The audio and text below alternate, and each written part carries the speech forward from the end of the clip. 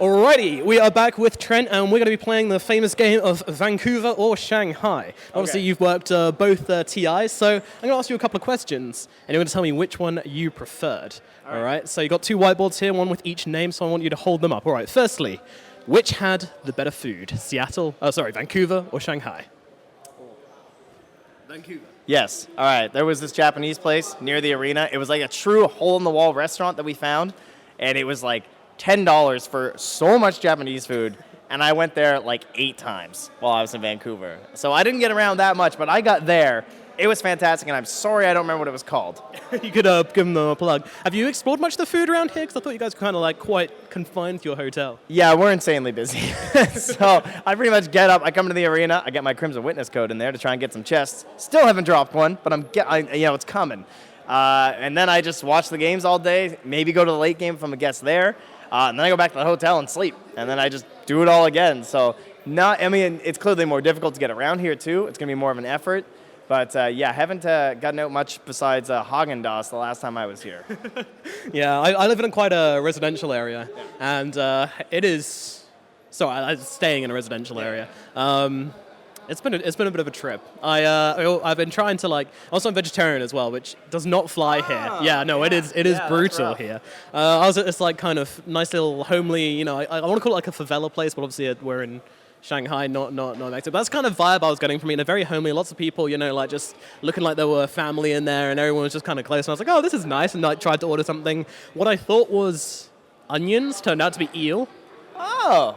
How was it? You obviously didn't. Well, I don't know, but I tried to eat around it. But it was pretty disgusting. So I tried to eat around it, but it was very slippery and wiggling all over the plate. Yeah, okay. More or less. And then I also thought I'd pop over to the mall over here, which apparently has some, kind of like classier places, Yes. Easier with some English options. But I went to a place which didn't have any English options, but it looked nice. Lots of beans and grains and stuff on the front, which is great, protein, that'll do me over. Jumped in, ordered something. Turns out it was beans, grains, like what they make bubble tea out of it. What's it called? Tapioca? Yeah. That. Lots and lots and lots of that, and like a layer of that, like the balls, and then the layer of that, and then tea sorbet underneath it. Ah, that sounds awful.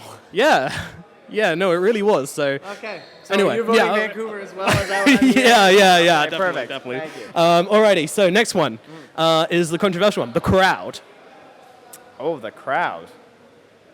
Okay, well, I am going to pick Vancouver, but only because you get the battle. Exactly. And I don't think we're going to get the battle as much here. Maybe we will, especially during LGD and Vici, where there was a little bit of that, where there were definitely crowds going one way or the other. But I do love the fact that in Seattle and Vancouver, you had this, E-G, home. I mean, that was unbelievable. Yeah. And so you do need that big international audience, whereas here we're a lot more monotonous for this arena. Yeah, there's everybody here is Chinese. For the most part, yeah. Definitely. I've seen maybe 4 or 5 groups of people who aren't. Yeah, it's pretty insane. Anyway, next one is the arena, the facilities. Which has the better arena and facilities?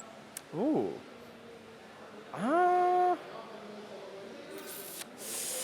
I'm gonna go with Shanghai. Actually, this arena is beautiful. I think especially for the visitors too, it is gorgeous. Yeah. Sorry, Rogers Arena. I mean, shout out to the Canucks, but it's it's a little older and everything. At least I think it's probably a little bit older. It's not quite as scenic, actually around the arena. You guys can't see. We're actually looking outside right now, and I'm just hard to beat that because you're right on the river here in Shanghai. You've got the bridge. You've got some skyscrapers in the background. I can see the Pearl right behind the camera right now.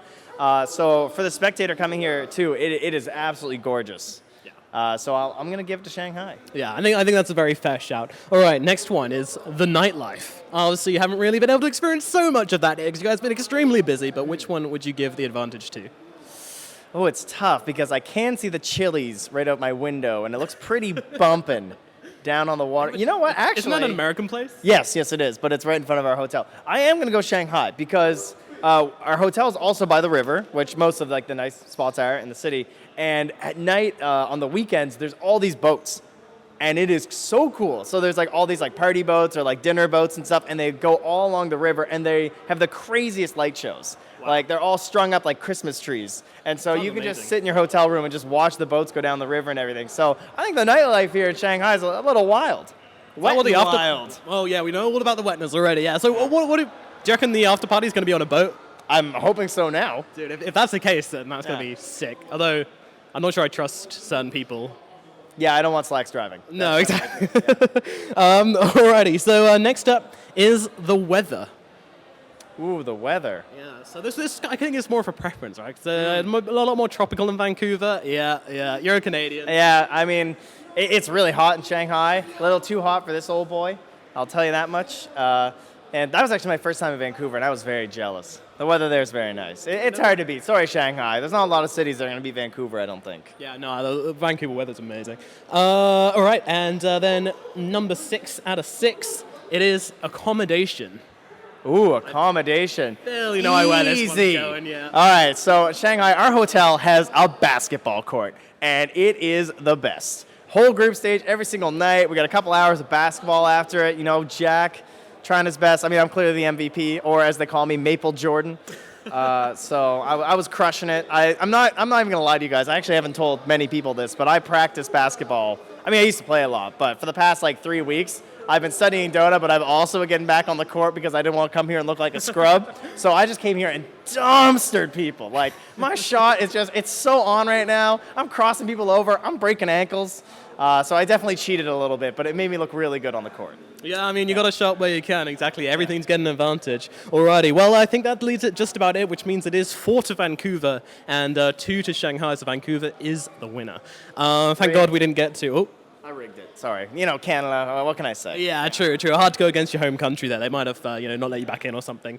Thankfully, we didn't get to the tiebreak, which is going to be political leaders. So, yeah, didn't want to get there. But thank you for making that a 4-2. That's very much appreciated on my behalf anyway. Final question. Where would be, your favorite location, and where do you think the location is going to be for the next TI? Okay, my prediction is definitely Europe. I have no insider info. I don't know anything.